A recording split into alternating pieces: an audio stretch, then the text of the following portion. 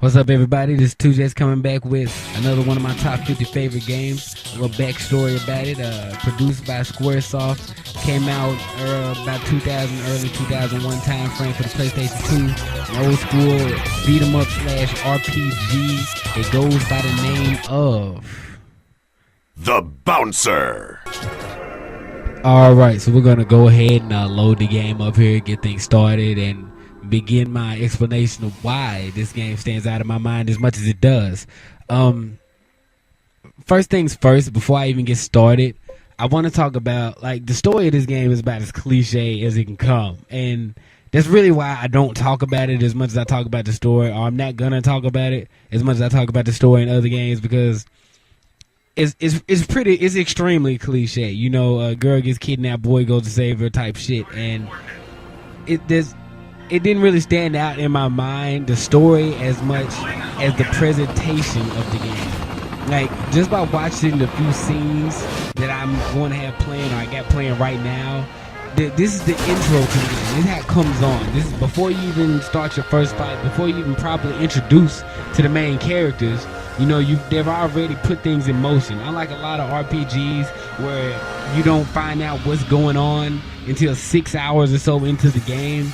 Right here, within about the first 5 minutes, we've already been introduced to our main antagonist who's coming in, and just right here, you see, bam, there's a picture. He looks at it, he locks onto a picture of a boy and a girl. You already know, apparently, they're looking for somebody, and it's got to be one of those guys in the picture. No drawing you on for hours and hours on end, having you wonder what's going on. It's like a movie. It gets straight to the point and throws you right into the action from the get-go.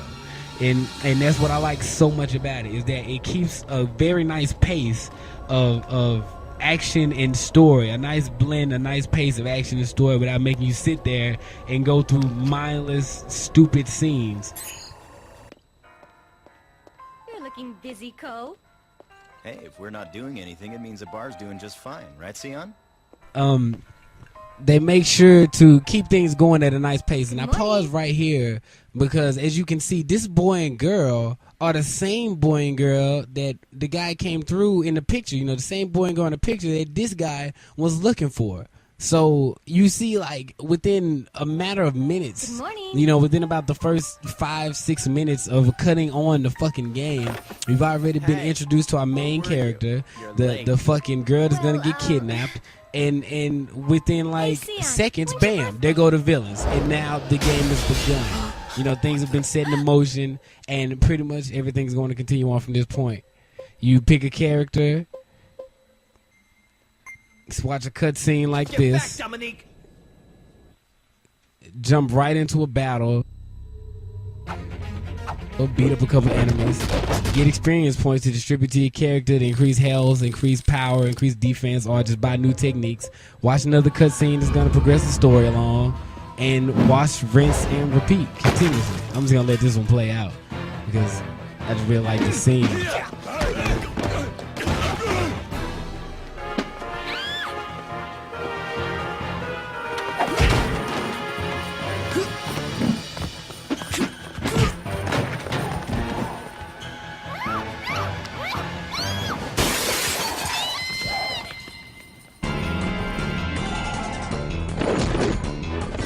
Like I said, pretty much wash, rinse, and repeat.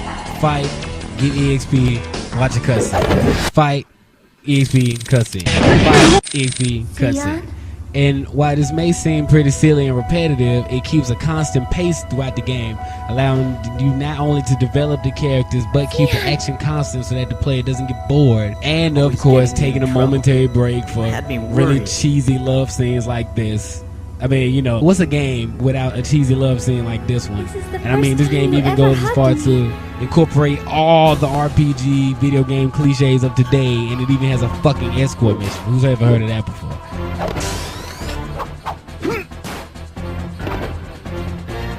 Alright, but that is enough of that. Let's get to something more important. The character. The character in this game really stood out to me. We start out with Sion, who looks like concept off of Sword, Kingdom Hearts, and he's your basic, you know, righteous, energetic main character, you know, young guy, fueled only by saving this girl and really nothing else. He's got a really wild and awkward fighting style, as you can see from a lot of his moves in the clip.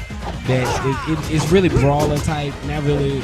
I mean, he had a trainer, a martial arts trainer, but his fighting style is pretty much wild, just punches and kicks. No real martial art background from just looking at it in fucking action. Then you got Ko Lefo. He's the snarky, arrogant, smart mouth guy of the group. The comic relief of the whole game. And he's actually a personal favorite of mine. And I forget exactly what fighting style he uses, but it's pretty much primarily just a lot of kicks, long range fighter out of the group.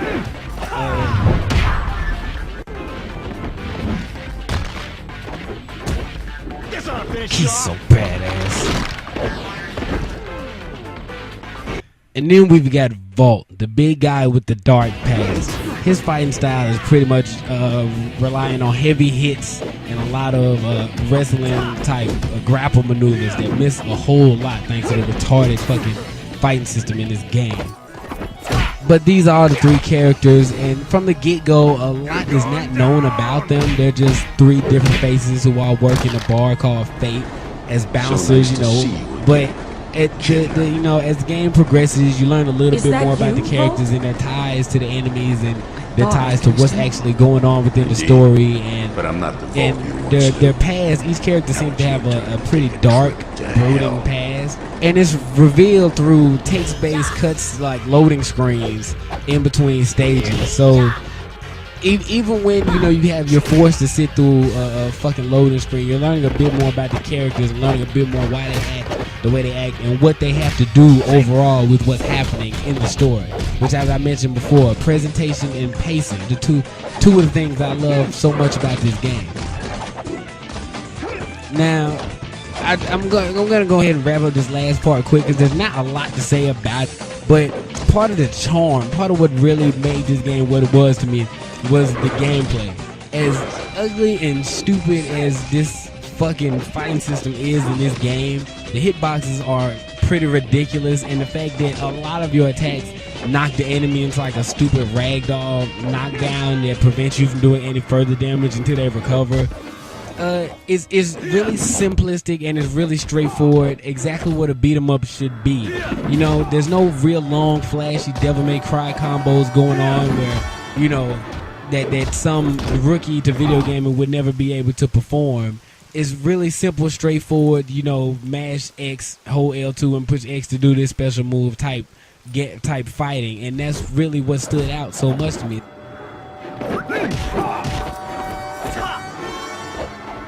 What the f***?